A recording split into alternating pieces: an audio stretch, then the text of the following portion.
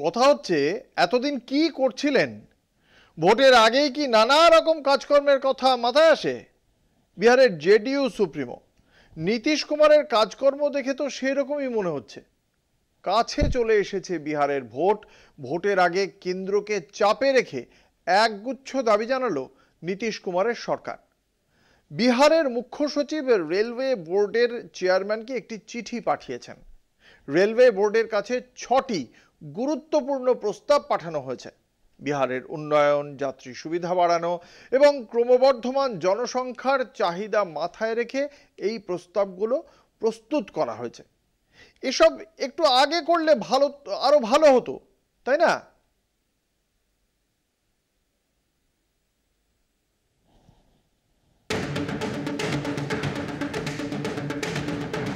মোদী সরকারকে একগুচ্ছ প্রস্তাব নীতিশ সরকারের। বিহারের মুখ্য সচিব অমৃতলাল মিনা রেলওয়ে বোর্ডের চেয়ারম্যানকে একটি চিঠি পাঠিয়েছেন।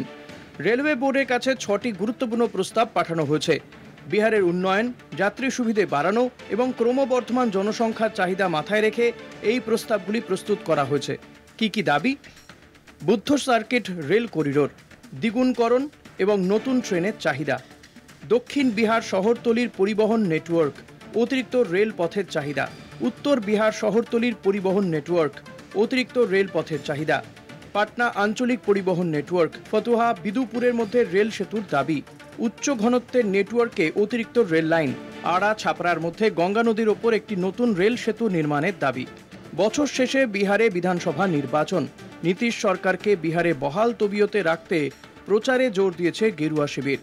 বিরোধীদের রোষের মুখে পড়েও পহেলগাম কাণ্ডের পর সর্বদলীয় বৈঠকের বদলে মোদী পৌঁছেছিলেন বিহারের মধুবনীর জনসভায়। বৃহস্পতিবারও বিহারে প্রচারে যান প্রধানমন্ত্রী নরেন্দ্র মোদী। অর্থাৎ মোদী সরকারের জন্য বিহার নির্বাচন যে অত্যন্ত গুরুত্বপূর্ণ তা জলের মতো স্পষ্ট। কিন্তু কেন? কারণ লোকসভায় জেডিইউর 12 সাংসদের কাঁধে ভর দিয়েই ম্যাজিক ফিগার ছুঁয়েছে বিজেপি। বিহারে বিজেপি এগিয়ে থাকলেও মুখ্যমন্ত্রীর মুখ হিসেবে নীতিশকেই প্রাধান্য দিয়েছে। বিহারের রাজনীতিতে জেডিইউ বিজেপির জোট সরকার। যদি নীতিশ পাল্টি খায় তাহলে লোকসভায় সংখ্যাগরিষ্ঠতা হারাবে বিজেপি। আর যদি বিহারে জেডিইউর বিধায়ক সংখ্যা বেড়ে যায় তাহলে বিহারে প্রাসঙ্গিকতা হারাবে বিজেপি। এদিকে সম্প্রতি নীতিশ কুমারের কিছু কথা ও আধিকারিকদের সঙ্গে ব্যবহারের প্রেক্ষিতে তার মস্তিষ্ক বিকৃতি নিয়ে মুখ্যমন্ত্রী হওয়ার উপযুক্ত প্রার্থী কিনা তা নিয়ে প্রশ্ন তুলেছে বিরোধীরা। তারপরেও তাকেই মুখ্যমন্ত্রী মুখ হিসেবে সামনে রেখেছে এনডিএ জোট। অর্থাৎ ঝুঁকি থাকলেও নীতিশ নির্ভরতা আছে বিজেপির। আর তা বুঝেই কেন্দ্রকে চাপে রেখে ভোটের আগে একগুচ্ছ দাবি জানালো নীতিশ কুমারের সরকার। কলকাতা টিভি।